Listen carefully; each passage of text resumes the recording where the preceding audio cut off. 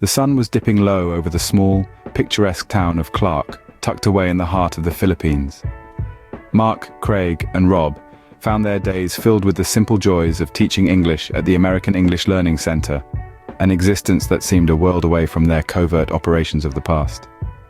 Their lives had taken on a rhythm, a comfortable dance of teaching, exploring the local food scene, and the occasional weekend escapade. One evening, as they were seated at a local eatery, savoring the traditional Filipino dish adobo, their phones buzzed in unison.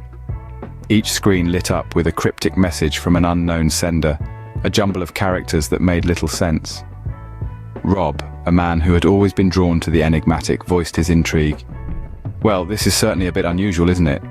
Craig, the more cautious of the three, frowned at his screen.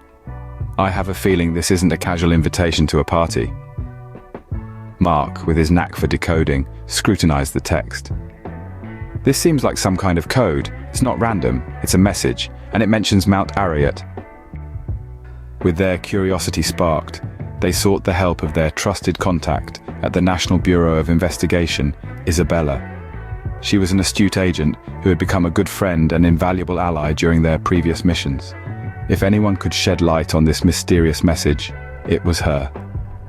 When they arrived at the clandestine location where Isabella had arranged to meet, she greeted them with a knowing smile. "Gentlemen, it's been a while. I'm glad you received my message." Rob, never one to shy away from asking the hard questions, leaned in. "What's this all about, Isabella? And what's the deal with Mount Arayat?" Isabella invited them to sit and began to explain. Mount Arayat is a dormant volcano here in the Philippines, known for its lush forests and rich biodiversity. But recently, we've received reports of something troubling. Craig interjected.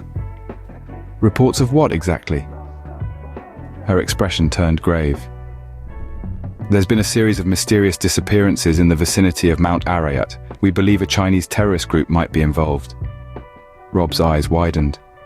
"A terrorist group here in the Philippines? What are they doing on Mount Arayat?" Isabella nodded. "That's what we need your help to find out. The NBI suspects that this group might be planning something significant, possibly an act of terrorism with international repercussions." Mark leaned forward. "But why us? Why bring us into this?" Isabella's answer was direct. "Because we need individuals with your unique skills and experience. You've proven yourselves capable in covert operations, and we believe you can infiltrate this group, gather intelligence, and put a stop to their plans." The weight of the situation settled heavy on their shoulders. They had sought peace in the Philippines, but their past had taught them that the world often had different plans.